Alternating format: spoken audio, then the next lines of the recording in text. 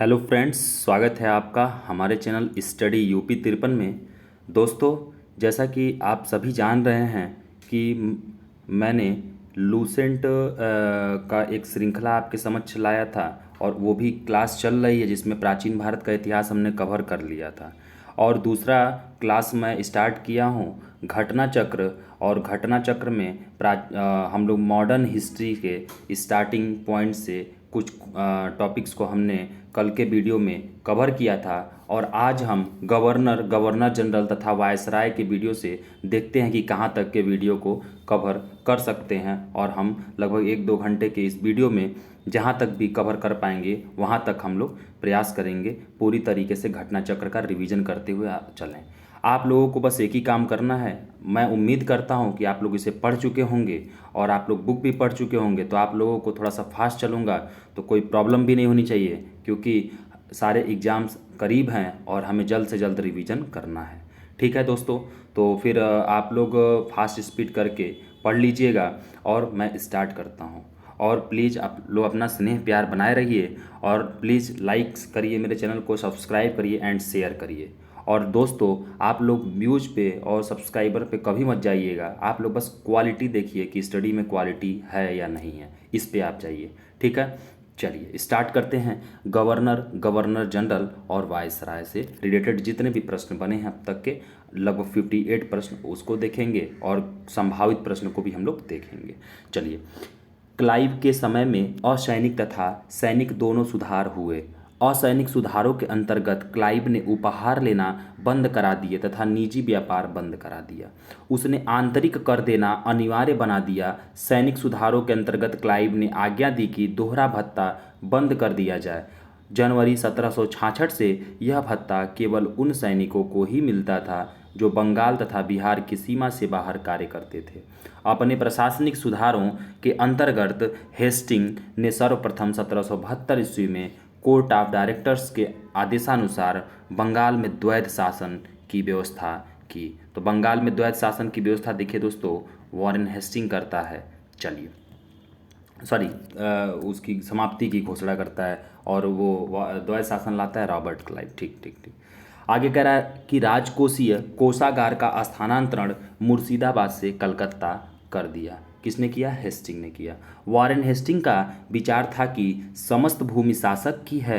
राजस्व सुधारों को व्यवस्थित करने के लिए उसने परीक्षण और अशुद्धि के नियम को अपनाया। रेगुलेटिंग एक्ट 1773 के तहत ब्रिटिश संसद के द्वारा बंगाल में पहली बार कॉलेजिस्ट सरकार की व्यवस्था की गई। इस सरकार में एक अध्यक्ष तथा 4 सदस्यों का प्रावधान किया गया। अध्यक्ष को गवर्नर जनरल का पदनाम दिया गया। वॉरेन हेस्टिंग को 1774 ईस्वी में बंगाल का प्रथम गवर्नर जनरल नियुक्त किया गया। चलिए आगे चलते हैं। जन प्रशासन की नींव वॉरेन हेस्टिंग द्वारा मजबूती से रखी गई थी, जिस पर ऊपरी संरचना कॉर्नवालिस ने तैयार की। कॉर्नवालिस के समय में न्यायिक सुधारों, फौजदारी कानून में सुधारों, पुलिस सुधार, कर संबंधी सुधारों तथा व्यापारिक सुधारों से जन प्रशासन की नींव पड़ी। 15 जनवरी 1784 को एशियाटिक सोसाइटी या बंगाल की स्थापना के समय बंगाल का governor general Lord Warren Hasting था और लॉर्ड वॉरेन हेस्टिंग का कार्यकाल था 1774 से 1785। सुरक्षा प्रकोष्ठ या घेरे की नीति से वॉरेन हेस्टिंग तथा वेलेजली संबंधित थे। तो आपसे पूछ लेता है क्वेश्चन, याद रखिएगा, सारे इंपॉर्टेंट है, इस नाते मैं यहाँ पे कुछ कैटेगराइज नहीं कर रहा हूँ, बस पढ़ते जा रहा हूँ, आप सुन लीजिएगा और इसे फास्ट स्पीड में करके कई बार पढ़ लीजिएगा। वॉरेन हेस्टिंग के अन्यायपूर्ण तथा निरंकुश कार्यों के कारण उस पर महाभियोग का मुकदमा चलाया गया, जो 1788 से 1795 ईस्वी तक चलता रहा, किंतु ब्रिटिश संसद ने उसकी सेवाओं को देखते हुए उसे सभी दोषों से मुक्त कर दिया। रियासतों के प्रति प्रमुख ब्रिटिश नीतियां निम्नलिखित थी। कंपनी का भारतीय रियासतों से समानता के लिए संघर्ष 1740 से 1765। दूसरा है सुरक्षा प्रकोष्ठ नीति या घेरे की नीति 1765 से 1813। तीसरा है अधीनस्थ पार्थक्य की नीति 1813 से 1857। और चौथा है अधीनस्थ संघ की नीति 1858 से 1935। और पांचवा है बराबर के संघ की नीति 1935 से 1947। दीवानी और फौजदारी कचहरियों के श्रेणीबद्ध संगठन के जरिए न्याय प्रदान करने के लिए एक नई व्यवस्था की नींव अंग्रेजों ने रखी। इस व्यवस्था को वारेन हेस्टिंग ने आरंभ किया, मगर कॉर्नवालिस ने इसे और सुदृढ़ बनाया। शक्ति कलेक्टर के हाथों में केंद्रित कर दी गई। 1787 में जिले के प्रभारी कलेक्टरों को दीवानी अदालतों के दीवानी न्यायाधीश भी नियुक्त कर दिया गया तथा इसके अतिरिक्त इन्हें फौजदारी शक्तियां और सीमित मामलों में फौजदारी न्याय करने का अधिकार भी दे दिया गया। 1790 से 1792 ईस्वी के बीच भारतीय न्यायाधीशों से युक्त जिला फौजदारी अदालतों को समाप्त कर उसके स्थान पर 4 भ्रमण करने वाले न्यायालय, 3 बंगाल हेतु, 1 बिहार के लिए नियुक्त किए गए। इन अदालतों की अध्यक्षता यूरोपीय व्यक्ति द्वारा भारतीय काजी एवं मुफ्ती के सहयोग से की जाती थी। लॉर्ड कॉर्नवालिस ने कानून की विशिष्टता का नियम, जो इससे पूर्व नहीं था, भारत में लागू किया। कॉर्नवालिस ने अपने न्यायिक सुधारों को 1793 ईस्वी तक अंतिम रूप देकर उन्हें कॉर्नवालिस संहिता के रूप में प्रस्तुत किया। यह सुधार प्रसिद्ध सिद्धांत शक्तियों के पृथक्करण पर आधारित था।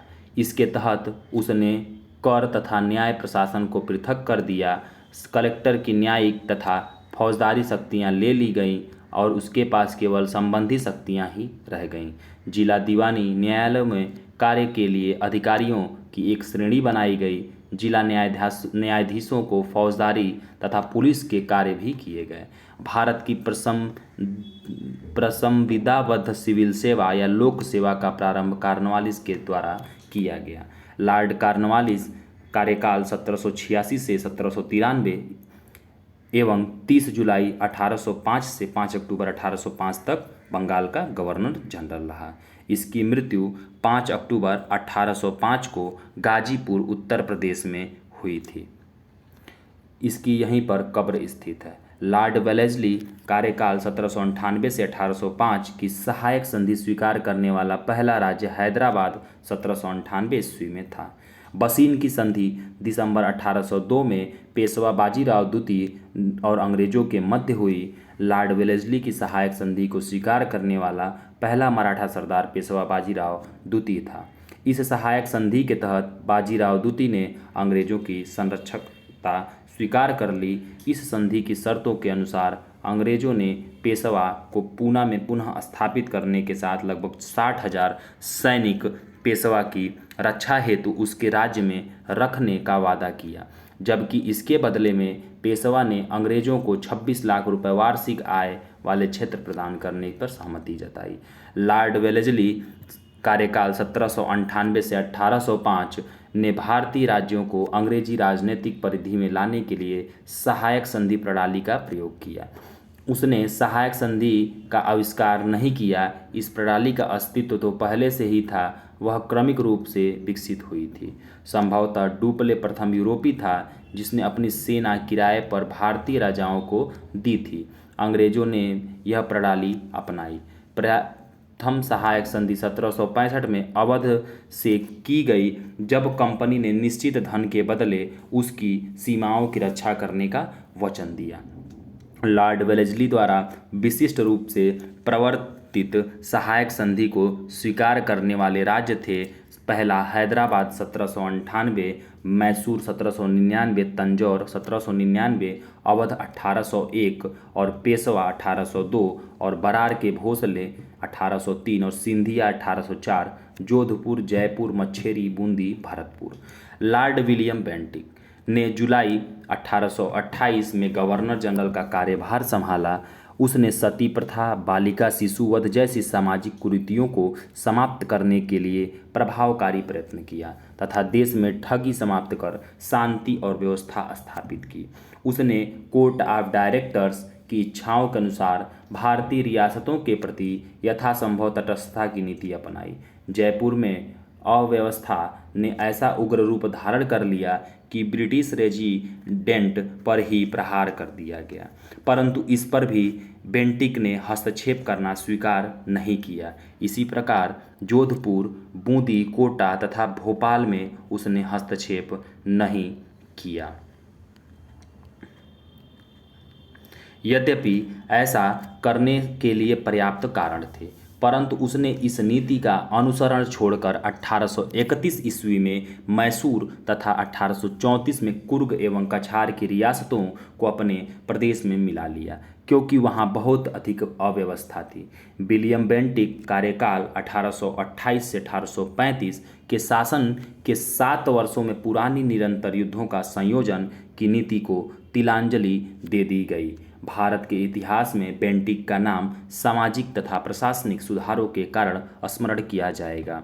1833 में चार्टर एक्ट के द्वारा 1833 के चार्टर एक्ट के द्वारा भारतीय प्रशासन को पूर्णतः केंद्रीकृत करने का प्रयास किया गया। इस एक्ट के द्वारा बंगाल के गवर्नर जनरल को भारत का गवर्नर जनरल बना दिया गया। ठीक है। 1833 में लॉर्ड विलियम बेंटिक को भारत का प्रथम गवर्नर जनरल बनाया गया। लॉर्ड विलियम बेंटिक ने कैप्टन स्लीमैन को ठगों के विरुद्ध कार्यवाही करने के लिए नियुक्त किया। उसने लगभग 1500 ठगों को बंदी बना लिया। अनेक ठगों को फांसी दी गई, शेष को आजीवन निर्वासित कर दिया गया। 1837 ईस्वी के पश्चात संगठित रूप से ठगों का अंत हो गया। 1789 की घोषणा द्वारा बंगाल में दासों का निर्यात बंद कर दिया गया। 1811-1823 में दासों के संबंध में कानून बनाए गए। 1833 ईस्वी के चार्टर एक्ट में दासता को शीघ्र अतिशीघ्र समाप्त करने के लिए गवर्नर से कानून बनाने को कहा गया। 1833 ईस्वी में समस्त ब्रिटिश भारत से दासता को अवैध घोषित कर दिया गया। 1860 ईस्वी में भारतीय दंड संहिता के अंतर्गत दासता को अपराध घोषित कर दिया गया। आंग्ल नेपाल युद्ध 1814 से 1816 लॉर्ड हेस्टिंग के गवर्नर जनरल कार्यकाल 1813 से 1823 में हुआ था, जो कि सुगौली की संधि से समाप्त हुआ। सुगौली की संधि 2 दिसंबर 1815 को लेखबद्ध हुई थी, जिसे 4 मार्च 1816 को अनुमोदित किया गया था। 1854 में स्लीमैन के स्थान पर जेम्स आउटरम को अवध का ब्रिटिश रेजिडेंट बनाया गया था। उसने कहा कि अवध का प्रशासन बहुत दूषित है, जनता की अव्यवस्था बहुत शोचनीय है।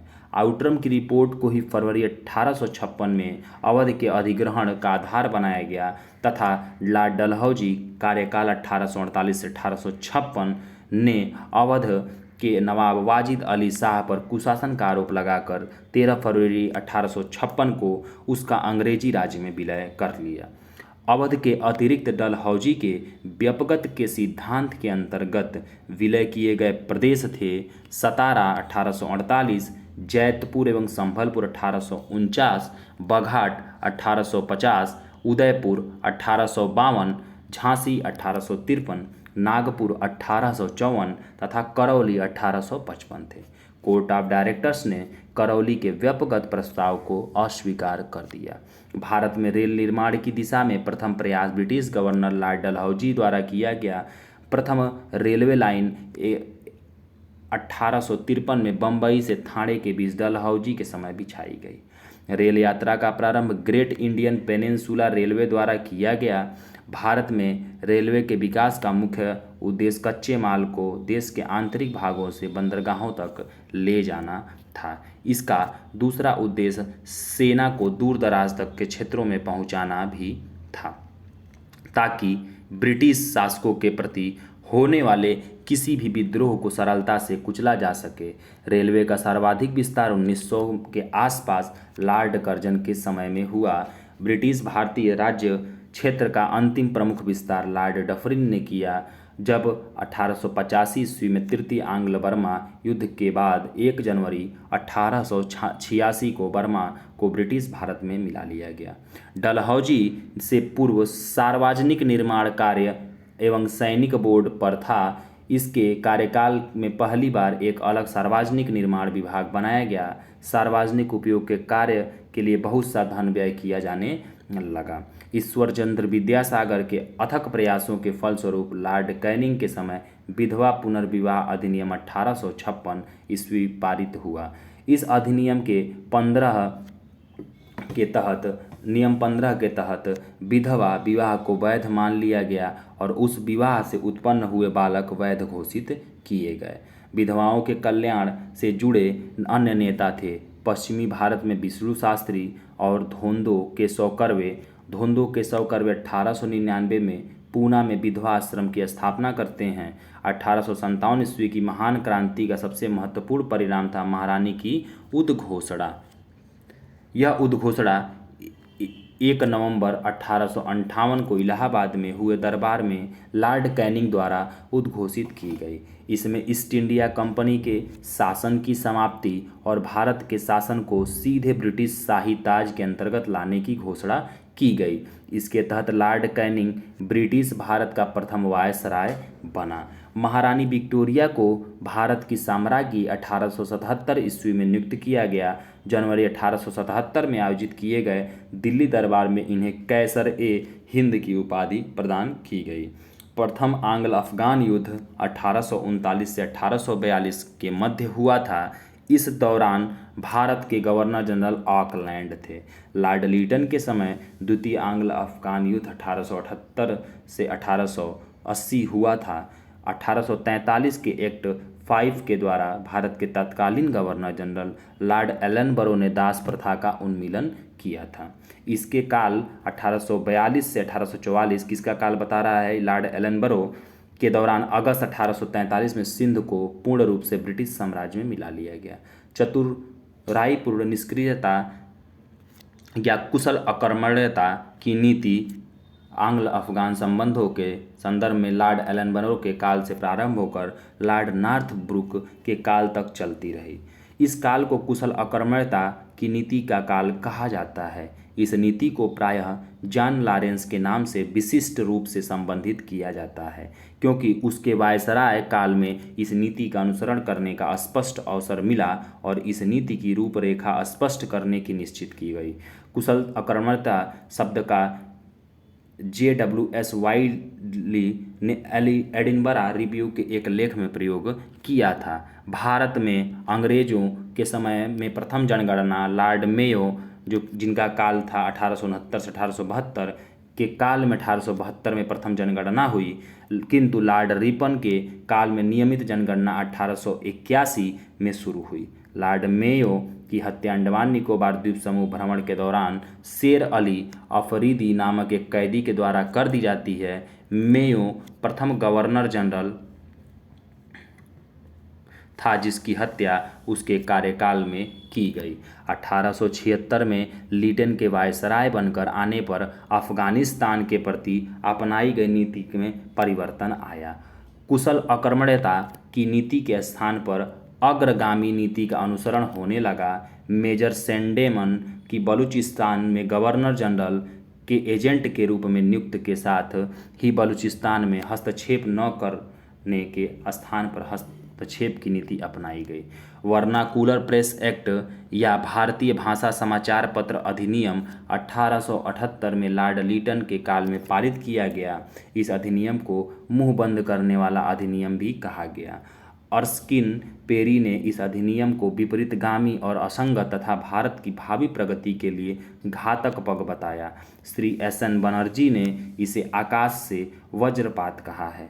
Sir PC. इल्बर्ट वायसराय की परिषद के विधि सदस्य थे। इन्होंने 2 फरवरी 1883 को विधान परिषद में एक विधेयक प्रस्तुत किया जिसे इल्बर्ट बिल की संज्ञा दी जाती है। इस विधेयक का उद्देश्य था कि जाति भेद पर आधारित सभी न्यायिक अयोग्यताएं तुरंत समाप्त कर दी जाएं और भारतीय तथा यूरोपीय न्यायाधीशों की शक्तियां समान कर दी जाएं। जैसे ही यह विधेयक प्रस्तुत किया गया, एक बवंडर खड़ा हो गया। यूरोपीय लोगों ने इसे अपने विशेषाधिकारों पर कुठाराघात बताया। लॉर्ड रिपन को भारत में के वायसरायों में सबसे अधिक उदारवादी माना जाता है।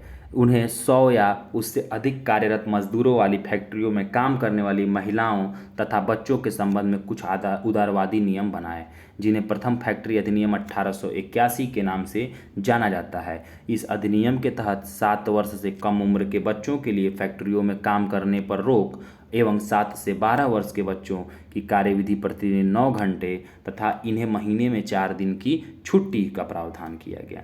दूसरा, फैक्ट्री अधिनियम 1891 में बनाया गया। इस में सभी मजदूरों के लिए साप्ताहिक छुट्टी की व्यवस्था की गई।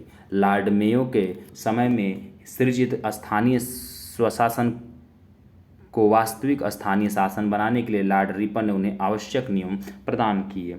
इस कार्य के कारण लॉर्ड रिपन को आधुनिक भारत का स्थानीय शासन का जनक माना जाता है। चार्ल्स मेटकाफ ने प्रेस पर से प्रतिबंध हटाया, इसीलिए उसे समाचार पत्रों का मुक्तिदाता कहा जाता है। भारत में पुरातत्व सर्वेक्षणी संबंध प्रयास 1784 में कलकत्ता में विलियम जोन्स के द्वारा एशियाटिक सोसाइटी की स्थापना के साथ प्रारंभ हुए थे। 1861 ईस्वी में लॉर्ड कैनिंग द्वारा अलेक्जेंडर कनिंघम को प्रथम पुरातात्विक सर्वेक्षक नियुक्त किया गया था तथा 1871 में पुरातात्विक सर्वेक्षण को सरकार में अलग विभाग बनाया गया। लॉर्ड कर्जन के कार्यकाल 1899 से 1905 का इसका कार्यकाल होता है के दौरान 1901 में भारतीय पुरातत्व सर्वेक्षण में एकीकृत एवं केंद्रीकृत स्वरूप देते हुए जॉन मार्शल को इसका नया महानिदेशक नियुक्त किया गया। प्राचीन स्मारक संरक्षण अधिनियम 1904 के द्वारा लॉर्ड कर्जन ने भारत में पहली बार ऐतिहासिक इमारतों की सुरक्षा एवं मरम्मत की ओर ध्यान दिया और 50,000 पाउंड की धनराशि का आवंटन किया। गोपाल कृष्ण गोखले ने कर्जन के प्रशासन की तुलना मुगल सम्राट औरंगजेब से की है। किसने किया है? गोपाल कृष्ण गोखले ने। नवंबर 1905 में लॉर्ड कर्जन के स्थान पर लॉर्ड मिंटो को भारत का वायसराय नियुक्त किया गया और जॉन मार्ले को भारत सचिव नियुक्त किया गया। इनके द्वारा किए गए सुधारों में मार्ले मिंटे सुधार 1909 के नाम से जाना जाता है। इस अधिनियम के द्वारा मुसलमानों के लिए पृथक मताधिकार तथा पृथक निर्वाचन क्षेत्रों की स्थापना की गई। वायसराय लॉर्ड हार्डिंग के समय भारत की राजधानी कलकत्ता से दिल्ली स्थानांतरण हुई। वायसराय लॉर्ड हार्डिंग ने 1911 में जॉर्ज पंचप एवं महारानी मेरी को भारत बुलाया तथा दिल्ली में भव्य दरबार का आयोजन किया, जिसे दिल्ली दरबार तृतीय के नाम से जानते हैं। इसी दरबार में बंगाल विभाजन को रद्द कर दिया गया तथा राजधानी के स्थानांतरण की घोषणा की गई। चलिए अब हमारे आते हैं इन प्रश्नों पे। तो हम प्रश्नों को जहाँ व्याख्या लगेगी ज़रूरत वहाँ करेंगे, क्योंकि मैंने आपको पूरा इसका व्याख्या पढ़ दिया। चलिए, सबसे पहला कह रहा है कि विचार करिए, रॉबर्ट क्लाइव बंगाल के प्रथम गवर्नर जनरल थे। अच्छा, दूसरा कह रहा है विलियम बेंटिक भारत के गवर्नर जनरल थे। तो दोस्तों इसमें जो दूसरा है ये सही है।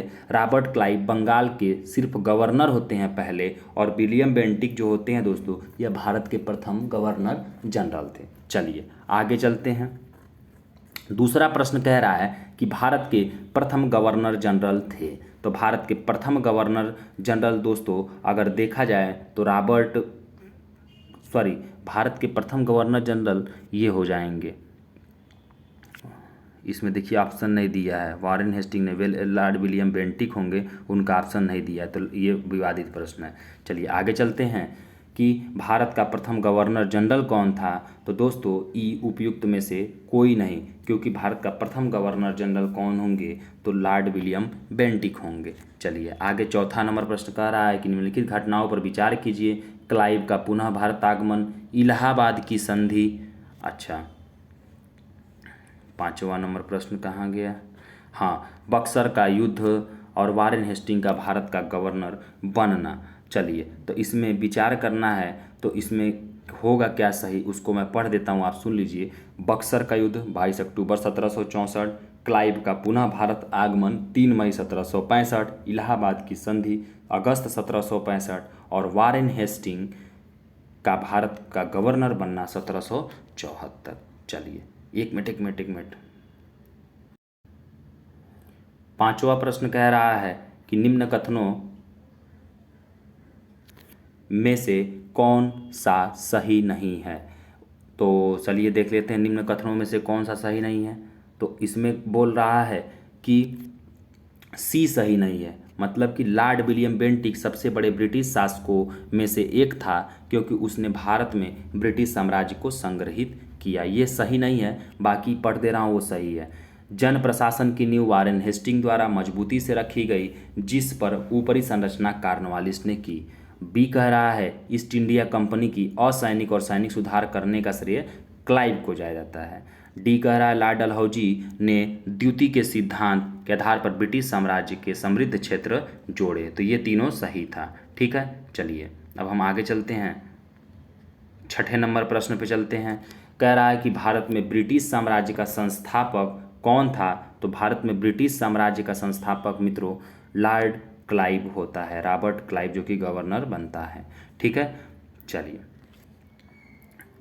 आगे कह रहा है कलकत्ता में एशियाटिक सोसाइटी की स्थापना के समय बंगाल का गवर्नर जनरल कौन था। तो जब कलकत्ता में एशियाटिक सोसाइटी की स्थापना हुई तो लॉर्ड वारेन हेस्टिंग। 15 जनवरी 1784 को एशियाटिक सोसाइटी की स्थापना के समय बंगाल के governor general Lord Warren Hasting थे। इनका कार्यकाल था 1774 से 1785। आगे का सुरक्षा प्रकोष्ठ की नीति संबंधित है। तो दोस्तों ये वारेन हेस्टिंग से इसके हम उसको पढ़ देते हैं। सुरक्षा प्रकोष्ठ या घेरे की नीति वारेन हेस्टिंग तथा वेलेस्ली से संबंधित है। वारेन हेस्टिंग ने मैसूर और मराठों के साथ युद्ध अन्य भारतीय रियासतों के साथ बराबरी की पदवी प्राप्त करने की भावना से किया। इस समय कंपनी ने अपने राज्य के चारों ओर मध्य राज्य बनाने का प्रयत्न किया। उद्देश्य केवल अपने राज्य की रक्षा करना था, अथवा हम यह भी कह सकते हैं कि अपने पड़ोसी राज्यों की सीमाओं की रक्षा करो ताकि अपनी सीमाएं सुरक्षित रहें। अब इसमें कुछ उतना फ़ायदा नहीं है पढ़ने का, टाइम झूठ मूठ में स्पेंड हम लोग करेंगे, बस वो कहानी टाइप का दिया है। चलिए जहाँ मुझे महत्वपूर्ण लगेगा वहाँ मैं व्याख्या भी कराते जाऊँगा। रिंग फेंस नीति का संबंध इनमें से किससे है। तो रिंग फेंस नीति का संबंध दोस्तों वारेन हेस्टिंग से है, उसी को सुरक्षा प्रकोष्ठ का नियम भी बोला जाता है, तो याद रखिएगा। 10वां नंबर प्रश्न कह रहा है कि निम्नलिखित में से किसने बंगाल में द्वैध शासन प्रणाली को समाप्त किया। तो यह वारेन हेस्टिंग। कौन लगाएगा, रॉबर्ट क्लाइव, और समाप्त कौन करेगा, वारेन हेस्टिंग। चलिए बंगाल में द्विशासन प्रणाली किसके द्वारा लागू की गई। तो बंगाल में द्वैध शासन प्रणाली रॉबर्ट क्लाइव के द्वारा लागू की गई थी। चलिए 12 नंबर प्रश्न कह रहा है किस गवर्नर जनरल पर महाभियोग का मुकदमा चलाया गया।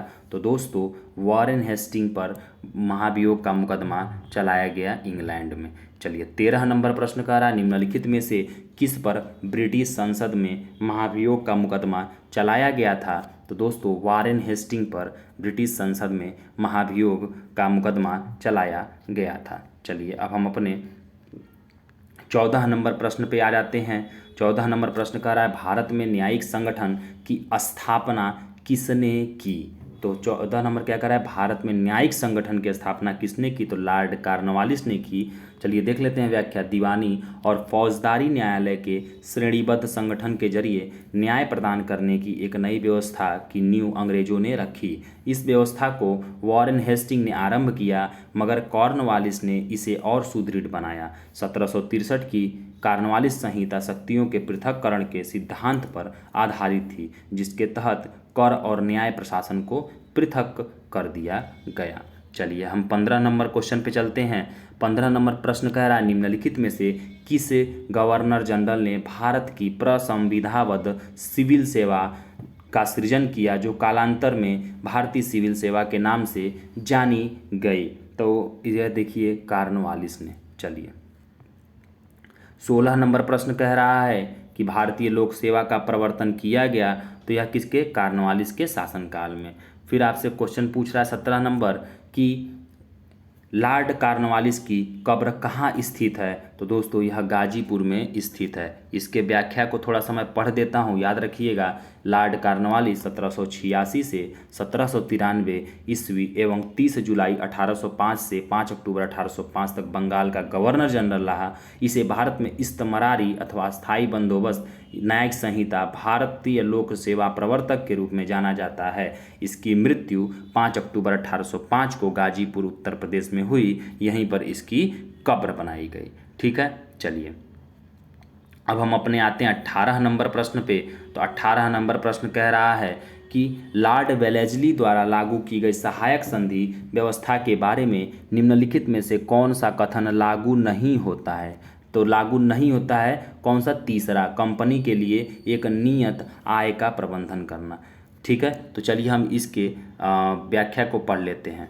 लॉर्ड वेलेस्ली ने भारतीय राज्यों को अंग्रेजी राजनीतिक परिधि में लाने के लिए सहायक संधि प्रणाली का प्रयोग किया। उस समय फ्रांस के विरुद्ध यूरोपीय शक्तियों का बना हुआ मोर्चा छिन्न भिन्न हो चुका था। नेपोलियन मिस्र तथा सीरिया को विजित कर चुका था और गंभीरतापूर्वक भारत पर आक्रमण करने की सोच रहा था। ऐसी परिस्थिति में वेलेस्ली के भारत में सहायक संधि का प्रयोग, जिसने अंग्रेजी सत्ता की श्रेष्ठता स्थापित हो गई और नेपोलियन का भय भी टल गया। आगे कह रहा है कि सहायक संधि की शर्तों में एक शर्त यह भी थी कि संधि को स्वीकार करने वाले रियासत कंपनी की एक सेना को रखेगी जिसका सारा खर्चा राज्य को देना होगा। इस सेना को चलाने का अधिकार केवल कंपनी का होगा। सहायक संधि को स्वीकार करने वाले राज्य किसी भी यूरोपीय या अंग्रेजी दुश्मनों की सहायता नहीं करेगा और उनके किसी भी व्यक्ति को नौकरी नहीं देगा। 19 नंबर प्रश्न कह रहा है कि लॉर्ड वेलेस्ली की सहायक संधि को स्वीकार करने वाला पहला मराठा सरदार था। तो दोस्तों पेशवा बाजीराव द्वितीय था। चलिए देख लेते हैं इसको थोड़ा सा। दौलत राव सिंधिया और जसवंत होलकर दोनों पूना में अपने आप को सर्वश्रेष्ठ प्रदर्शित करना चाहते थे। बाजीराव द्वितीय सिंधिया का साथ दे रहा था। उसने 1801 में जसवंत के भाई की हत्या कर दी। परिणाम स्वरूप जसवंत होलकर की सेना ने पूना पर आक्रमण कर पेशवा और सिंधिया की संयुक्त सेना को परास्त कर दिया। बाजीराव द्वितीय ने भागकर बसीन में शरण ली और 31 दिसंबर 1802 को अंग्रेजों से बसीन की संधि की। संधि के अनुसार पेशवा बाजीराव द्वितीय ने अंग्रेजों की संरक्षकता स्वीकार कर ली। यह संधि मराठों द्वारा अंग्रेजों के साथ की गई प्रथम सहायक संधि थी। 20वें नंबर क्वेश्चन कर 1802 की बसीन संधि पर हस्ताक्षर किसके किसके मध्य हुए, तो अंग्रेज तथा बाजीराव द्वितीय के मध्य हुए। चलिए अब हमारा आता है 21 नंबर प्रश्न। क्या कह रहा है मित्रों, 21 नंबर कह रहा है सहायक संधि को स्वीकार करने वाला पहला शासक था। तो यह अवध का नवाब जो होता है, यह सहायक संधि को स्वीकार करने वाला पहला शासक होता है। चलिए इसकी हम व्याख्या को पढ़ लेते हैं, थोड़ा यहाँ कन्फ्यूजन होगा। वेलेस्ली ने सहायक संधि का आविष्कार नहीं किया, इस प्रणाली का अस्तित्व तो पहले से ही था। संभवतः डुप्ले प्रथम यूरोपीय था जिसने अपनी सेना किराए पर भारतीय राजाओं को दी थी। क्लाइव के काल से यह प्रणाली लगभग सभी गवर्नर जनरलों ने अपनाई थी। वेलेस्ली की विशेषता केवल यह थी कि उसने इसका विकास कर अपने संपर्क में आने वाले सभी देशी राजाओं के संबंध में इसका प्रयोग किया। प्रथम सहायक संधि 1765 ईस्वी में अवध में की गई, जब कंपनी ने यह निश्चित धन के बदले उसकी सीमाओं की रक्षा करने का वचन दिया और अवध ने एक अंग्रेज रेजिमेंट लखनऊ में रखना स्वीकार किया। देखिए इसमें नोट कह रहा है कि यदि प्रश्न में वेलेस्ली की सहायक संधि को स्वीकार करने वाले प्रथम राज्य के बारे में पूछेगा तो उत्तर होगा हैदराबाद। ठीक है, याद रखिएगा। चलिए आगे कह रहा है कि सहायक संधि को किसके काल में क्रियान्वित किया गया, तो दोस्तों लॉर्ड वेलेस्ली के कार्यकाल में। 23 नंबर प्रश्न कह रहा है कि निम्न में से सहायक संधि स्वीकार किसने नहीं की, तो दोस्तों इंदौर के होलकर राज्यों ने सहायक संधि स्वीकार नहीं की थी। तो एक बार मैं फिर से पढ़ देता हूँ, थोड़ा सा ये इंपॉर्टेंट हो जाता है। लॉर्ड वेलेस्ली ने भारतीय राज्यों को अंग्रेजी राजनीतिक परिधि में लाने के लिए सहायक संधि का प्रयोग किया। इंदौर के होलकर सहायक संधि स्वीकार नहीं करते हैं और स्वीकार करने वाले में हैदराबाद, मैसूर, तंजौर, अवध, पेशवा, बरार के भोसले, सिंधिया, जोधपुर, जयपुर, मच्छेरी, बूंदी और भरतपुर शामिल होते हैं। 24 नंबर प्रश्न कह रहा है कि सहायक संधि व्यवस्था को स्वीकार करने वाले प्रथम भारतीय देसी शासक कौन थे, तो हैदराबाद के निजाम दोस्तों, क्योंकि आपने देखा कि हैदराबाद ही 1798 में इसको स्वीकार कर लेता है। यहाँ पे देखिए हैदराबाद कब करता है, 1798 में। चलिए तो ये हमारा 24 नंबर प्रश्न था।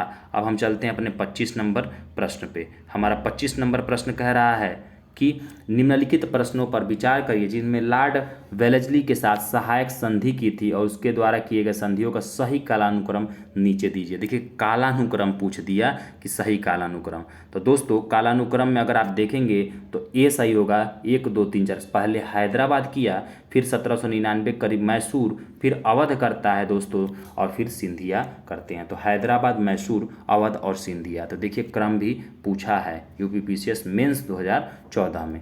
चलिए आगे अगला प्रश्न कह रहा है, भारतीय राज्यों पर अंग्रेजी प्रभुत्व स्थापित करने के लिए किसने प्रशासन में सहायक संधि प्रणाली का सूत्रपात किया? तो दोस्तों लॉर्ड वेलेस्ली ने इसका सूत्रपात किया। आगे कह रहा है, इसका व्याख्या पढ़ लेते हैं। लॉर्ड वेलेस्ली ने भारतीय राज्यों को अंग्रेजी राजनीतिक परिधि में लाकर अंग्रेजों की प्रभुसत्ता स्थापित करने के लिए सहायक संधि प्रणाली का प्रयोग किया। इससे अंग्रेजी सत्ता की श्रेष्ठता और प्रभुसत्ता स्थापित हो गई। चलिए 27 नंबर प्रश्न कह रहा है कि ईस्ट इंडिया कंपनी का राजपूत राज्यों में सहायक संधि करने का मुख्य उद्देश्य क्या था? तो डी था अंग्रेजों की प्रभुसत्ता स्थापित करना, यही बस इनकी बात ही थी, इसी वजह से ये ऐसा करना चाहते थे। ठीक है, चलिए आगे हम लोग चलते हैं। 28 नंबर प्रश्न कह रहा है कि निम्न में से कौन सुमेलित नहीं है? तो जब भी क्वेश्चन में आपसे नहीं पूछे तो नहीं को पहले टिक करिए, क्योंकि बच्चे है करके चले आते हैं। ठीक है, तो नहीं है को टिक करिएगा। तो इसमें आप देखेंगे कि बक्सर का युद्ध 1764, तो यह सही है। अच्छा, सहायक संधि 1863, यह गलत है दोस्तों। बाकी भारत में ईस्ट इंडिया कंपनी का एकाधिकार 1833 और ब्रिटिश नागरिकों एवं कंपनियों के लिए भारत का में व्यापार का खोला जाना 1813। चलिए अब 28 नंबर प्रश्न हो गया दोस्तों। अब हम चलते हैं आगे। मित्रों, अगर आपको मेरा यह पढ़ाया हुआ बातें जो भी हैं समझ में आ रही हैं और अच्छा लग रहा है, तो प्लीज़ आप मेरे चैनल को लाइक करिएगा, सब्सक्राइब करिएगा एंड शेयर ज़रूर करिएगा। आप लोगों के लिए मैं बहुत मेहनत करता हूं, और फास्ट स्पीड करके पढ़िएगा। आप बस क्वालिटी स्टडी पे ध्यान दीजिएगा। ठीक है, चलिए 29 नंबर कह रहा है, उस समय जब नेपोलियन की शक्ति के सामने यूरोप में साम्राज्य धराशायी हो रहे थे, नीचे लिखे गवर्नर जनरलों में से किस एक ने भारत में ब्रिटिश पताका फहराए रखी थी? तो ये होगा लॉर्ड वेलेस्ली। देखिए आईएएस को में ये क्वेश्चन पूछा गया है। चलिए 30 नंबर प्रश्न कह रहा है कि आंग्ल नेपाल युद्ध जिसके शासनकाल में हुआ था वह है? तो दोस्तों लॉर्ड हेस्टिंग के शासनकाल में आंग्ल नेपाल युद्ध हुआ था। आंग्ल नेपाल युद्ध 1814 से 16 तक चला। लॉर्ड हेस्टिंग के गवर्नर जनरल काल में 1813 से 23 तक हुआ था। ठीक है, चलिए अब देखते हैं जो कि 1815 की सुगौली की संधि से समाप्त हुआ। सुगौली की संधि 2 दिसंबर 1815 को लेखबद्ध हुई थी, जिसका अनुमोदन 4 मार्च 1816 को किया गया। सुगौली की संधि कब हुई थी? तो दोस्तों सुगौली की संधि अगर देखा जाए तो कब हुई थी? 1815 ईस्वी में, 2 दिसंबर 1815। चलिए अब हम चलते हैं अपने 32 नंबर प्रश्न पे। तो हमारा 32 नंबर प्रश्न कह रहा है कि निम्नलिखित में से कौन युग्म सही सुमेलित नहीं है? तो अब आप देखिए सही सुमेलित नहीं है। देखिए यहीं से क्वेश्चन कंफ्यूज करता है, तो इसे हमें ध्यान से देखना है। चलिए तो इसमें डी जो है लॉर्ड कॉर्नवालिस तृतीय आंग्ल मराठा युद्ध, ये गलत है। बाकी लॉर्ड वेलेस्ली चतुर्थ आंग्ल मैसूर युद्ध से संबंधित है। लॉर्ड हेस्टिंग आंग्ल नेपाल युद्ध से, और हेक्टर मुनरो बक्सर के युद्ध से संबंधित है। अगर हम देखें तो लॉर्ड कॉर्नवालिस जो है यह उसमें सुमेलित नहीं है। चलिए हम चलते हैं, तृतीय आंग्ल मराठा युद्ध से संबंधित है, तो इसमें लॉर्ड हेस्टिंग से संबंधित है। चलिए 34 नंबर प्रश्न करा, सर टॉमस मुनरो किन वर्षों में मद्रास के गवर्नर रहे? तो सर टॉमस मुनरो 1820 से 1827 ईस्वी में मद्रास के गवर्नर रहे। दोस्तों आप देख लीजिए कि गवर्नर जनरल और वायसराय से इतने कन्फ्यूजन रहते हैं कि जल्दी से बच्चों को सारी चीज़ें भूल जाती हैं। तो आप इस वीडियो को बस बार बार 2-3 बार पढ़ लीजिए, आपको सारी चीज़ें याद हो जाएंगी। देख ही रहे हैं कि किसके काल में क्या हुआ, किसके काल में क्या हुआ, तो वो सारी चीज़ें होती हैं। ठीक है, तो ये थोड़ा सा ध्यान दीजिएगा। 35 नंबर प्रश्न पे चलते हैं। कह रहा तथाकथित कुशासन के आधार पर किस गवर्नर जनरल ने मैसूर राज्य के प्रशासन को ले लिया? तो लॉर्ड विलियम बेंटिक ने ले लिया। चलिए अब हम चलते हैं अपने अगले प्रश्न, जो कि हमारा 36 नंबर प्रश्न है।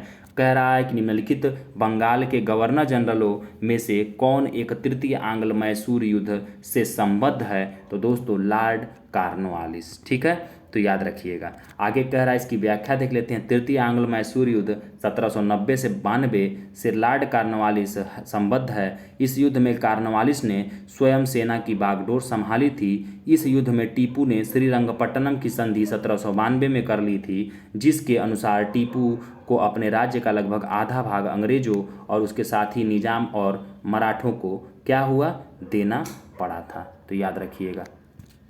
चलिए अब 37 नंबर प्रश्न कह रहा है मित्रों कि ठगों के दमन के निम्नलिखित में से कौन सा संबद्ध है, तो कैप्टन स्लीमैन। ठीक है, तो याद रखिएगा कैप्टन स्लीमैन। चलिए इसके हम थोड़ा सा उसको पढ़ देते हैं व्याख्या को। ठगों में हिंदू और मुसलमान दोनों धर्मों के अनुयायी सम्मिलित थे, परंतु वास्तव में ये लोग काली, दुर्गा, भवानी की पूजा करते थे तथा प्रायः अपने शिकार का सिर काटकर देवी के चरणों में बलि के रूप में चढ़ाते थे। उन्हें विश्वास था कि उनका यह धंधा विधि का विधान है तथा उनके शरीर की मृत्यु उनके भाग्य में उसी प्रकार लिखी होती थी। सती प्रथा के प्रश्न पर तो कुछ मतभेद था, किंतु ठगी के विषय में समस्त जनता में सरकार का समर्थन किया। लॉर्ड विलियम बेंटिक ने कैप्टन स्लीमैन को ठगों के विरुद्ध कार्यवाही करने के नियुक्त किया।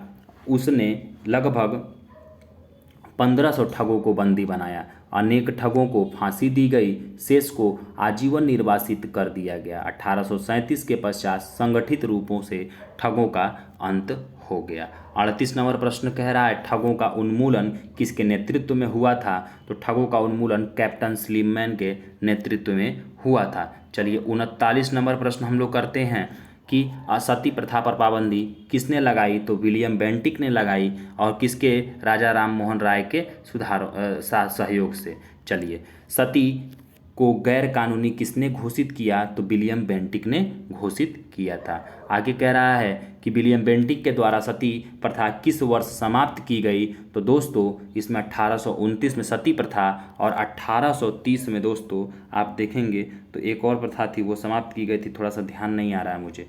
चलिए आगे चलते हैं। तो 42 नंबर प्रश्न आपसे कह रहा है कि इनमें से किस वर्ष बंगाल में दासों के निर्यात को रोक दिया गया, तो दोस्तों यह भी 1789 में। चलिए आगे 43 नंबर प्रश्न कह रहा है कि लॉर्ड डलहौजी द्वारा अवध का अंग्रेजी राज्य में विलय निम्न में से किस रीति से हुआ था, तो दोस्तों कुप्रशासन के आधार पे ही इसकी विलय हुआ था। चलिए 44 नंबर हम प्रश्न को देख लेते हैं।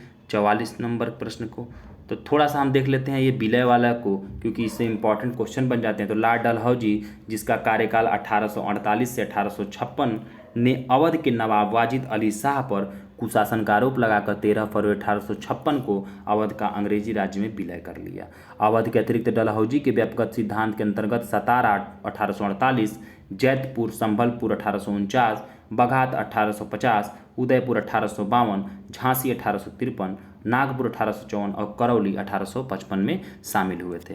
अगला प्रश्न 44 का है, बघात रियासत का ब्रिटिश में विलय कब हुआ, तो दोस्तों बघात रियासत का ब्रिटिश में विलय 1850 को हुआ था। चलिए आगे चलते हैं। 45 नंबर प्रश्न कर रहा है, ब्रिटिश साम्राज्य में अवध का विलय कब हुआ, तो 1856 ईस्वी में हुआ था। 46 नंबर कह रहा है कि विलय का सिद्धांत के तहत निम्नलिखित राज्यों के विलय पर विचार कीजिए और उन्हें कालानुक्रम अनुसार व्यवस्थित कीजिए। तो इसमें ऑप्शन सी सही हो जाएगा, मतलब कि सबसे पहले सतारा, उसके बाद से बघाट, उसके बाद झांसी और फिर उदयपुर और फिर झांसी। मतलब कि सतारा पहले हुआ, उसके बाद से बघाट हुआ, उसके बाद से उदयपुर, उसके बाद से झांसी हुआ। 1854 में झांसी होता है। चलिए 47 नंबर प्रश्न कह रहा है, निम्नलिखित में से कौन सुमेलित है, तो सुमेलित है तो 1856 अवध का विलय। 1856 जो है अवध का विलय यही सुमेलित है, बाकी सब क्या है, सुमेलित नहीं है। चलिए 47 नंबर हो गया। अब हम चलते हैं 48 नंबर प्रश्न पे। तो 48 नंबर प्रश्न कह रहा है, निम्नलिखित में से किसने विलय की नीति नियोजन एवं क्रियान्वित की, तो याद रखिएगा दोस्तों डलहौजी ने की थी। देखिए क्वेश्चन बन कैसे रहा, बस इस फॉर्मेट को आप समझिए। आगे कह रहा है ब्रिटिश द्वारा कुशासन का बहाना लेकर निम्नलिखित प्रांतों में से किस एक का शासक हटा दिया गया, तो अवध का शासक कुशासन के आधार पर हटा दिया गया था। चलिए 50 नंबर प्रश्न कह रहा है कि भारत में ब्रिटिश शासन के दौरान निम्नलिखित राजसी राज्यों के विलय क्रम पर विचार करिए। तो याद रखिएगा दोस्तों, इसमें सी होगा 3-2-1, मतलब सतारा पहले हुआ, फिर संभलपुर और फिर 1854 में झांसी विलय में होता है। अच्छा, लॉर्ड डलहौजी की विलय नीति का प्रथम शिकार निम्नलिखित में से कौन हुआ, तो दोस्तों सतारा हुआ था, याद रखिएगा। आगे अगला प्रश्न 52वां नंबर कह रहा है जेम्स एंड्रयूज रैमजे भारत के किस गवर्नर जनरल का वास्तविक नाम था, तो ये लॉर्ड डलहौजी का ही वास्तविक नाम जेम्स एंड्रयूज रैमजे भी था, आपसे पूछ सकता है। ठीक है, चलिए अब हम अपने अगले प्रश्न 53 नंबर प्रश्न को देखते हैं। 53 नंबर, अंग्रेजों द्वारा सिंध विजय संपन्न हुआ था, तो लॉर्ड एलनबरो के समय में सिंध विजय अंग्रेजों द्वारा संपन्न हुआ था। पढ़ लेते हैं इसके हम व्याख्या को। गवर्नर जनरल लॉर्ड एलनबरो के काल में 1842 से 1844 का इनका काल होता है। अगस्त 1843 में सिंध पर पूर्ण रूप से ब्रिटिश साम्राज्य में मिला लिया गया। यह प्रथम आंग्ल अफगान युद्ध का एक प्रमुख परिणाम था। 54 नंबर प्रश्न का रहा है सिंध पर ब्रिटिश ने कब्जा किया, तो दोस्तों 1843 ईस्वी में ब्रिटिशर्स ने सिंध पर कब्जा किया था। 55 नंबर प्रश्न का रहा सिक्किम का भारत में किसने विलय किया, तो दोस्तों लॉर्ड डलहौजी ने सिक्किम का भारत में विलय किया। इसके व्याख्या को पढ़ लेते हैं। सिक्किम जो नेपाल और भूटान राज्यों के मध्य स्थित एक छोटा सा राज्य था, उसके राजा पर यह दोष लगाया गया कि उसने 2 अंग्रेज डॉक्टरों के साथ दुर्व्यवहार किया है। लॉर्ड डलहौजी के शासनकाल में उस राज्य के कुछ दूरवर्ती प्रदेश, जिसमें दार्जिलिंग भी सम्मिलित था, को भारत में मिला लिया गया। 56 नंबर प्रश्न कह रहा है कि निम्नलिखित में से कौन अवध का ब्रिटिश रेजिडेंट था जब अवध का ब्रिटिश साम्राज्य में विलय हुआ। कह रहा है कि ब्रिटिश रेजिडेंट अवध का कौन था जब अवध का ब्रिटिश साम्राज्य में विलय हुआ, तो जेम्स आउट्रम था दोस्तों। चलिए आगे चलते हैं, इसका थोड़ा सा हम पढ़ लेते हैं व्याख्या। 1854 में स्लीमैन के स्थान पर जेम्स आउट्रम को अवध का ब्रिटिश रेजिडेंट बनाया गया था। उसने कहा कि अवध का प्रशासन बहुत दूषित है तथा जनता की अवस्था बहुत शोचनीय है। आउट्रम की रिपोर्ट को ही फरवरी 1856 में अवध के अधिग्रहण का आधार बनाया गया था और 1857 के विद्रोह के समय लखनऊ में ब्रिटिश रेजिडेंट हेनरी लॉरेंस था जो विद्रोहियों के हाथ मारा गया था। तो याद रखिएगा, आपसे पूछ सकता है कि 1857 के विद्रोह के समय लखनऊ में ब्रिटिश रेजिडेंट कौन था, तो हेनरी लॉरेंस था। मोस्ट इंपॉर्टेंट रखिएगा याद, ऐसे ही क्वेश्चन बन जाता है और फिर लोग कहते हैं कि क्वेश्चन कहाँ रिपीट किया, यही रिपीट करता है। ठीक है, यही आपको मैं पढ़ाना चाह रहा हूँ। चलिए, भारत में प्रथम रेलवे लाइन किस ब्रिटिश गवर्नर के समय बिछाई गई, तो दोस्तों 1853 में, आप जान ही रहे हैं कि डलहौजी के शासन काल में। चलिए 58 नंबर प्रश्न कह रहा है कि भारत में प्रथम रेल लाइन का निर्माण किन नगरों के बीच में हुआ, तो बम्बई से ठाणे के बीच में हुआ था। 59 नंबर कह रहा है भारत में पहली रेलवे लाइन कब शुरू की गई, 1853 में। 60 नंबर प्रश्न कह रहा है किस कंपनी ने सर्वप्रथम भारत में रेल यात्रा प्रारंभ की, तो ग्रेट इंडियन पेनिनसुला रेलवे। ठीक है, तो इसको पढ़ लीजिए व्याख्या। 1853 में बम्बई के बोरी बंदर स्टेशन से ठाणे के मध्य भारत में सर्वप्रथम रेल यात्रा का प्रारंभ ग्रेट इंडियन पेनिनसुला रेलवे द्वारा किया गया था। 61 नंबर प्रश्न कह रहा है मित्रों, ब्रिटिश भारतीय राज्य क्षेत्र का अंतिम प्रमुख विस्तार हुआ, तो ब्रिटिश भारतीय राज्य क्षेत्र का अंतिम प्रमुख विस्तार किसके काल में होगा, डफरिन के समय में होगा। 1885 में तृतीय आंग्ल बर्मा युद्ध हुआ और 1 जनवरी 1886 को बर्मा को ब्रिटिश राज्य में मिला दिया गया। जो ब्रिटिश भारतीय राज्य क्षेत्र का अंतिम प्रमुख विस्तार था, इस समय वायसराय लॉर्ड डफरिन था। तो अब आपसे क्वेश्चन ये भी पूछ सकता है। चलिए आगे कह रहा है 62 नंबर की पब्लिक वर्क्स डिपार्टमेंट को 1845 से 55 के दौरान स्वरूप देने वाले थे, तो Lord Dalhousie. Public works department को कौन है, लॉर्ड डलहौजी। चलिए अपने 63 नंबर हम लोग प्रश्न को करते हैं। तो कह रहा है विधवा पुनर्विवाह अधिनियम किसके शासन में क्रियान्वित किया गया, तो लॉर्ड कैनिंग के शासनकाल में विधवा पुनर्विवाह अधिनियम किया गया ईश्वरचंद विद्यासागर के प्रयासों से। ठीक है, तो चलिए 64 नंबर प्रश्न करा। 1 नवंबर 1858 को महारानी विक्टोरिया का घोषणा पत्र इलाहाबाद में पढ़कर सुनाया था। तो लॉर्ड कैनिंग ने, यही अंतिम गवर्नर, भारत का गवर्नर जनरल बन के आया होता है, लेकिन उसके बाद से यह प्रथम वायसराय बन जाता है। चलिए इलाहाबाद दरबार में सुनाता है। 65 नंबर प्रश्न कह रहा है, निम्न में से कौन एक भारत का प्रथम वायसराय था? तो लॉर्ड कैनिंग। फिर आपसे कह रहा है 66 नंबर प्रश्न कि 1 नवंबर 1858 को महारानी विक्टोरिया का घोषणा पत्र पढ़कर सुनाया था लॉर्ड कैनिंग ने। तो कहाँ? इलाहाबाद में। चलिए हम 67 नंबर प्रश्न पे चलते हैं। तो कह रहा है, अपने पुत्र के स्थान पर दूसरे उत्तराधिकारी को गोद लेने के अधिकार को पुनः स्थापित किया था। तो पुनः स्थापित किया था तो डी नंबर 1858 की साम्राज्ञी की घोषणा ने। ठीक है, चलिए आगे 68 नंबर कह रहा है कि महारानी विक्टोरिया को भारत का साम्राज्ञी नियुक्त किया गया था। तो दोस्तों 1877 में महारानी विक्टोरिया को भारत का साम्राज्ञी नियुक्त किया गया था। तो इसको हम लोग थोड़ा सा पढ़ लेते हैं। राजसी उपाधि अधिनियम ब्रिटिश संसद द्वारा 1876 में पारित किया गया। इस अधिनियम के तहत महारानी विक्टोरिया 1 जनवरी 1877 को दिल्ली दरबार में भारत की साम्राज्ञी घोषित किया गया। इसी प्रकार सम्राट एडवर्ड 7 को 1903 में तथा जॉर्ज पंचम को 1911 में भारत का सम्राट घोषित किया गया। 69 नंबर प्रश्न कह रहा है, निम्नलिखित में से किस गवर्नर जनरल ने भारत में दास प्रथा को समाप्त किया था? तो दोस्तों लॉर्ड एलनबरो ने भारत में दास प्रथा को क्या किया था? समाप्त किया था।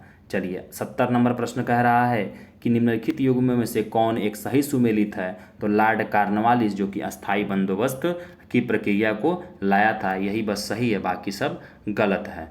तो एक बार हम फिर से देख लेते हैं कि इसकी व्याख्या। लॉर्ड कॉर्नवालिस 1793 में अस्थायी बंदोबस्त लाया, जबकि चतुराईपूर्ण निष्क्रियता की नीति जॉन लॉरेंस, सहायक संधि लॉर्ड वेलेस्ली के द्वारा और व्यापकता का सिद्धांत डलहौजी के द्वारा लाया गया।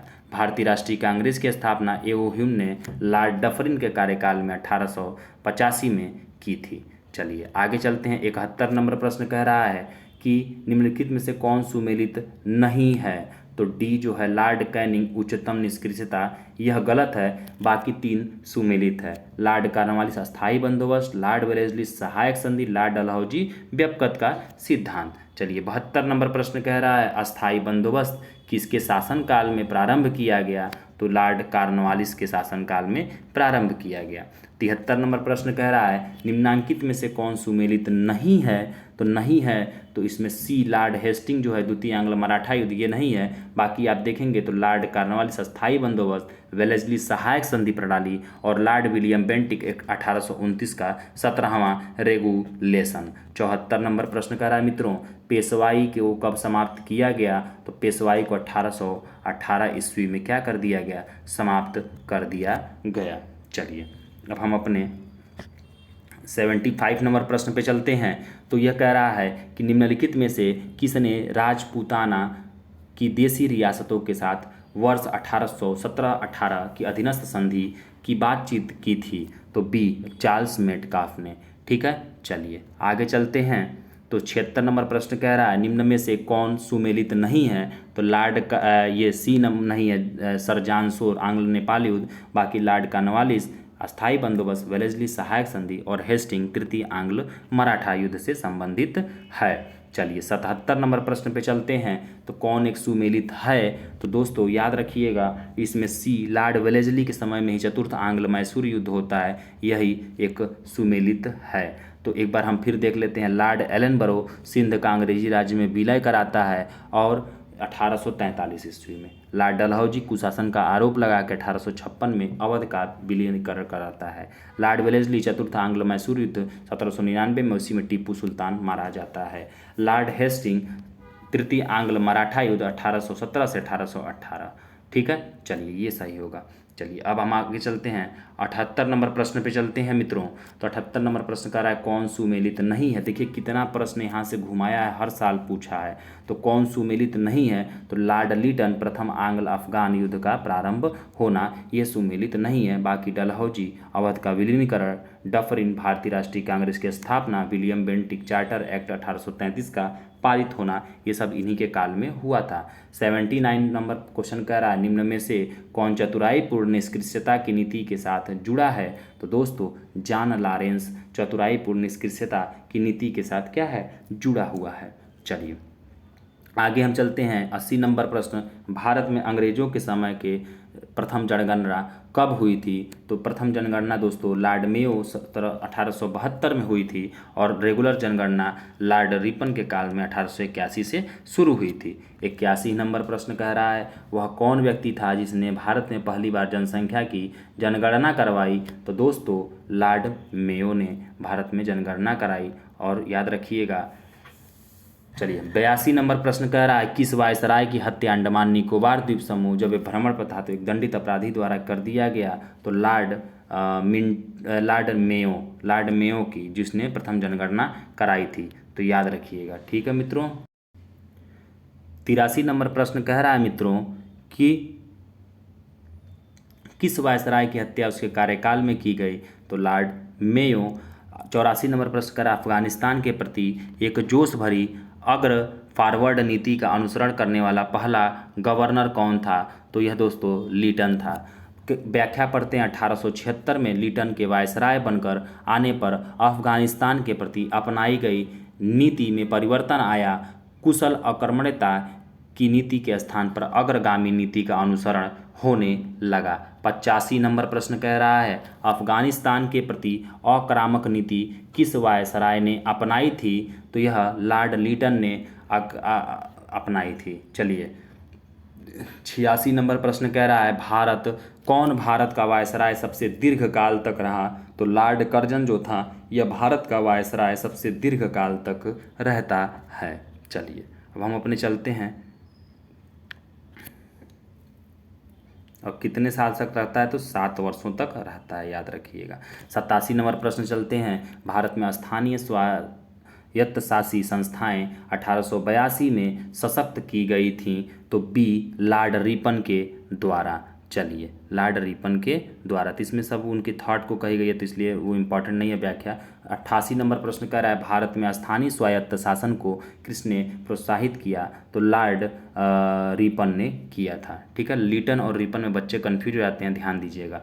इल्बर्ट बिल विवाद किससे संबंधित था। तो दोस्तों इल्बर्ट बिल विवाद आपको मैं बता दूं कि सी नंबर से संबंधित था, मतलब कि यूरोप के लोगों के मामले की सुनवाई करने के लिए भारतीय न्यायाधीशों पर लगाई गई अयोग्यताओं को हटाया जाना। थोड़ा सा हम इसके बारे में पढ़ लेते हैं। सर पीसी इल्बर्ट वायसराय की परिषद के विधि सदस्य थे। इन्होंने 2 फरवरी 1883 को विधान परिषद में एक विधेयक प्रस्तुत किया जिसे इल्बर्ट बिल की संज्ञा दी जाती है। इस विधेयक का उद्देश्य था कि जाति भेद पर आधारित सभी न्यायिक अयोग्यताएं तुरंत समाप्त कर दी जाएं और भारतीय तथा यूरोपीय न्यायाधीशों की शक्तियां समान कर दी जाएं।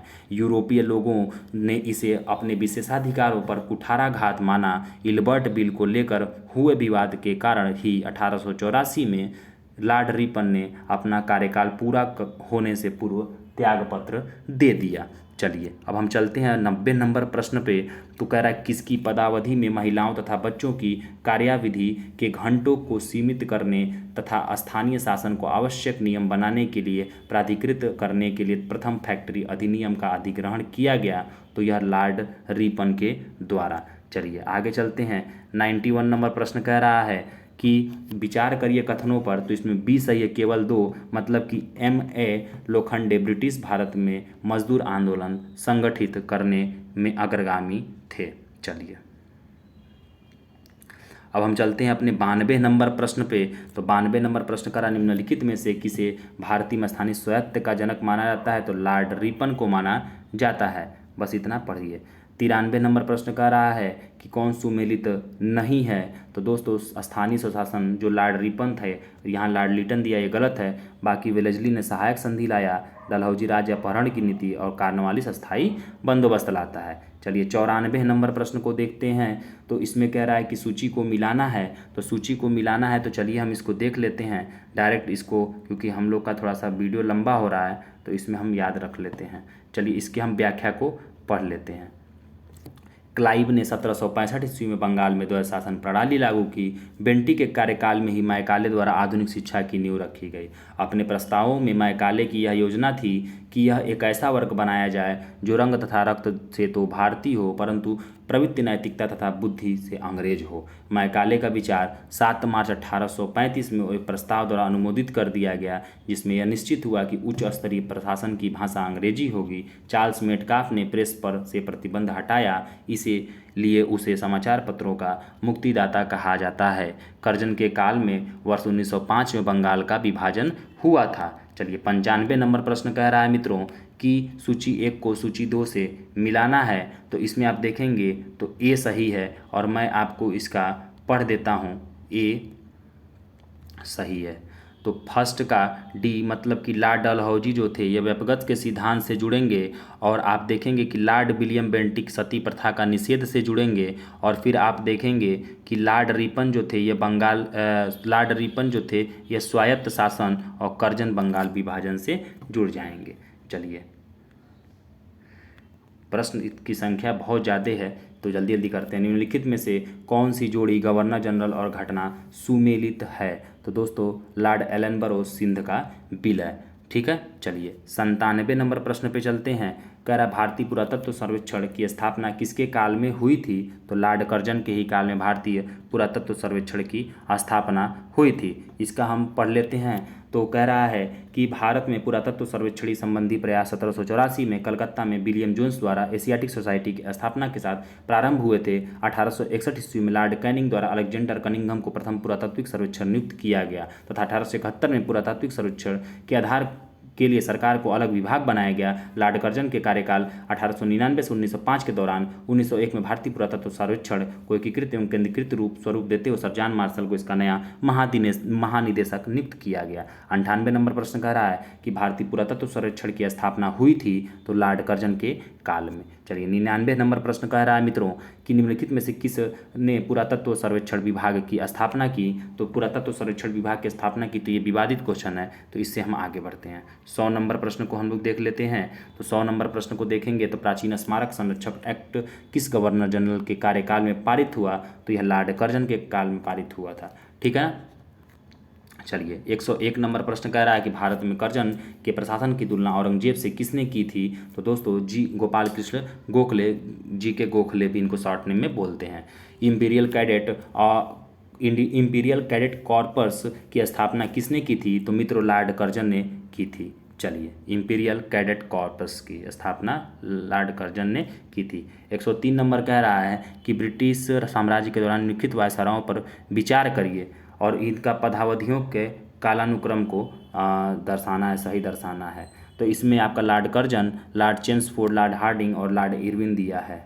सबसे पहले मित्रों आप देखेंगे कि लॉर्ड कर्जन और उसके बाद लॉर्ड हार्डिंग, फिर लॉर्ड चेम्सफोर्ड, फिर लॉर्ड इरविन होते हैं। ठीक है, चलिए इनके काल को आप देख लीजिएगा। 104 नंबर प्रश्न कह रहा है कि असैनिक प्रशासन 1905 के संदर्भ में कौन सा कथन सही है। तो दोस्तों इसमें बी सही है, 1 और 2 दोनों। लॉर्ड कर्जन ने प्रांतीय सीमाओं को पुनर्गठित करने का निर्णय लिया और पूर्वी बंगाल और असम नामक एक नया प्रांत बनाया गया। चलिए 105 नंबर प्रश्न को देखते हैं। फूट डालो और राज्य करो की रणनीति किसने अपनाई थी। तो दोस्तों यह लॉर्ड कर्जन और लॉर्ड इसमें मिंटो दोनों दे रहा है, तो थोड़ा सा हम इसको देख लेते हैं। वैसे तो लॉर्ड कर्जन ही था, लेकिन देखो क्या होता है। फूट डालो और राज्य करो की नीति लॉर्ड कर्जन और लॉर्ड मिंटो दोनों के द्वारा अपनाई गई। इस नीति के तहत मिंटो ने पृथक निर्वाचन प्रणाली को प्रोत्साहित किया। लॉर्ड कर्जन के शासनकाल में ब्रिटिश सरकार ने स्पष्ट रूप से मुस्लिम समर्थक एवं और हिंदू विरोधी नीति अपनाई। इस नीति के ही प्रतीक के रूप में वर्ष 1905 में बंगाल विभाजन किया। बंग भंग का उद्देश्य प्रशासन की सुविधा उत्पन्न करना नहीं था जैसा कि दावा किया गया था, बल्कि इसके दो उद्देश्य थे, एक हिंदू और मुस्लिमों को लड़ाना और दूसरे नवजागृत बंगाल को चोट पहुंचाना। तो फूट डालो और राज्य करो की नीति दोस्तों देखिए दोनों ऑप्शन में दिया, लॉर्ड कर्जन और लॉर्ड मिंटो, तो दोनों होगा। अगर कोई एक देगा तो इसको एक आप टिक कर लीजिएगा। इसी के लिए मैं आपके लिए घटना चक्र की ये सीरीज लेकर के आया हूँ, ताकि पढ़ते तो बच्चे बहुत हैं लेकिन ऐसे क्वेश्चन विवादित आ जाते हैं तो उसमें दिक्कत हो जाता है। 106 नंबर कह रहा है, मुझे विश्वास है कि कांग्रेस अपने विनाश की तरफ जा रही है और मेरी यह बड़ी इच्छा भारत में रहते होगी कि इससे शांतिप्रिय निधन के लिए मैं इसका सहायक बनूं। यह किसने लिखा है? तो दोस्तों यह लॉर्ड कर्जन ने लिखा है। चलिए 107 नंबर प्रश्न कह रहा है, इनमें से किस गवर्नर जनरल ने सबसे पहले पृथक निर्वाचन मंडल की व्यवस्था मुसलमानों को जीतने और उन्हें कांग्रेस के विरुद्ध इस्तेमाल करने के लिए की थी? तो दोस्तों लॉर्ड मिंटो ने। ठीक है, चलिए 108 नंबर कह रहा है, निम्नलिखित में से कौन भारत का एकमात्र यहूदी वायसराय था? तो दोस्तों लॉर्ड रीडिंग जो था यह भारत का एकमात्र यहूदी वायसराय था। भारत का एकमात्र यहूदी वायसराय लॉर्ड रीडिंग था। इसके समय में चौरी चौरा कांड, स्वराज पार्टी का गठन, रॉलेट एक्ट का निरसन हुआ था। तो याद रखिएगा चौरी चौरा कांड, स्वराज पार्टी, रॉलेट एक्ट का निरसन के समय कौन था? तो लॉर्ड रीडिंग था और यह एक यहूदी वायसराय था भारत का। चलिए 109 नंबर प्रश्न क्या कह रहा है मित्रों कि कौन सुमेलित नहीं है? तो इसमें आप देखेंगे कि C vernacular press act Curzon सुमेलित नहीं है, बाकी Warren Hasting Pitt's India act, Dalhousie doctrine of lapse और रिपन इल्बर्ट बिल से संबंधित हैं। चलिए 110 नंबर प्रश्न कह रहा है कि निम्नलिखित से कौन सुमेलित नहीं है? तो याद रखिएगा D vernacular press act Curzon से संबंधित नहीं है, बाकी ठगी का दमन, William Bentinck, Ilbert bill, Ripon, ring fence की नीति, वॉरेन हेस्टिंग। ठीक है दोस्तों 111 नंबर प्रश्न कह रहा है कि ब्रिटिश भारत की राजधानी का कलकत्ता से दिल्ली स्थानांतरण किसके काल में क्रियान्वित हुआ था? तो लॉर्ड हार्डिंग के काल में कलकत्ता से दिल्ली राजधानी को लाया गया था। चलिए 112 नंबर प्रश्न कह रहा है कि सही जोड़े बनाइए और इसको करिए। तो सही जोड़े बनाना है दोस्तों, तो इसका डायरेक्ट मैं आपको उत्तर बता देता हूं क्योंकि थोड़ा सा वीडियो लेंदी हो रहा है। कि चूक का सिद्धांत या हड़प नीति, डलहौजी, बंगाल का विभाजन, लॉर्ड कर्जन और बंगाल में दोहरा शासन, क्लाइव जिसको द्वैत शासन बोलते हैं, सामाजिक सुधार, लॉर्ड विलियम बेंटिक। चलिए 113 नंबर प्रश्नों पे हम लोग चलते हैं। 113 नंबर प्रश्न क्या कह रहा है मित्रों कि 113 थोड़ा बहुत बड़ा दे दिया है तो देख लेते हैं हम लोग 113। वैसे 1996 का क्वेश्चन है, ये आएगा नहीं, बहुत ही मतलब बेतुका क्वेश्चन दिया है, तो इसको हम छोड़ते हैं, आगे चलते हैं, आप लोग इसको देख लीजिएगा खुद। चलिए 114 नंबर प्रश्न आप लोग देखिए। 114 नंबर प्रश्न कह रहा है कि निम्नलिखित में से कूट को मिलाना है। तो आप याद रखिएगा दोस्तों कि बी सही है, मतलब कि आप 20 में बी सही है। तो अब चलिए हम डायरेक्ट इसका आंसर देख लेते हैं। संभलपुर 1849 में, सतारा 1848 में, अवध 1856 में और झांसी जो 1854 में। ठीक ना। 115 नंबर प्रश्न कह रहा है मित्रों कि निम्नलिखित घटनाओं के पर विचार कीजिए और उनको कालानुक्रम व्यवस्थित करना है। तो चलिए हम 115 के उत्तर को देख लेते हैं। तो चलिए पंजाब का विलय, सिक्किम का विलय 1817, पंजाब का विलय 1849, झांसी का विलय 1853, बर्मा का विलय 1886। नोट कर रहा है कि ज्ञातव्य है कि ब्रिटिश साम्राज्य के तहत सिक्किम का विलय नहीं किया गया था, उसके साथ फरवरी 1817 में सिर्फ सहायक संधि की गई थी। इस प्रकार दिए गए प्रश्न का उत्तर विकल्प डी अधिक तर्कसंगत होगा। चलिए डी। अब यहाँ 116 नंबर का निम्न में से किस वायसराय के कार्यकाल में भारतीयों को राय बहादुर और खान बहादुर की उपाधियां प्रदान करना प्रारंभ हुआ था? तो दोस्तों इनमें से कोई नहीं। अब इसका हम पढ़ लेते हैं थोड़ा सा, क्योंकि इसमें व्याख्या पढ़ना जरूरी है। 1857 के विद्रोह के समय अंग्रेजों की सहायता करने वाले देसी राजाओं, जमींदारों आदि को विश्वास पात्र बनाने के लिए उन्हें उपाधियां, खिलअत, भूमि अनुदान, ऋण माफी आदि सुविधाएं प्रदान की जाने लगी। इसमें हिंदुओं को दी जाने वाली प्रमुख उपाधि राय बहादुर तथा मुस्लिमों एवं पारसियों को दी जाने वाली समकक्ष उपाधि खान बहादुर थी। 1859 और 1860 से इन उपाधियों को दिए जाने के साक्ष्य मिलते हैं। तो मित्रों हमारा 1 घंटा यहाँ कंप्लीट हुआ और लगभग हम लोगों ने बहुत डिटेल्स के साथ भारत की गवर्नर जनरल और वायसराय को जितने भी संबंधित अब तक के जितने भी स्टेट पीसीएस में क्वेश्चन आए थे, आईएएस में प्रश्न आए थे, उन सभी को हमने बड़े ही विस्तृत तौर पे व्याख्या के साथ देखा। तो मैं अपनी वीडियो को ज़्यादा लेंदी नहीं करूँगा, जो भी 1-1.5 घंटे में हो पाएगा उतना ही कवर करूँगा। तो दोस्तों आज हम इस 116 प्रश्नों को ही यहीं रोकते हैं अपने वीडियो को, और आपसे बस एक ही निवेदन है, आप इसे बार बार देखिए, क्योंकि इसमें बड़ा कन्फ्यूजन होता है सन को लेकर के और किसके काल में कौन सी चीज़ें आईं। तो ठीक है, अगर आप लोगों को मेरा वीडियो अच्छा लगे तो प्लीज़ लाइक करिए, सब्सक्राइब करिए एंड शेयर करिएगा, और फास्ट स्पीड करके काफ़ी अच्छे से पढ़ाई करिए और जी तोड़ मेहनत करिए। और हमसे अगर कोई गलती हो तो उसे क्षमा चाहता हूँ। तो please like, share and subscribe जरूर करें, और मेरी क्वालिटी स्टडी पे आप ध्यान दें, न कि क्वांटिटी स्टडी पे।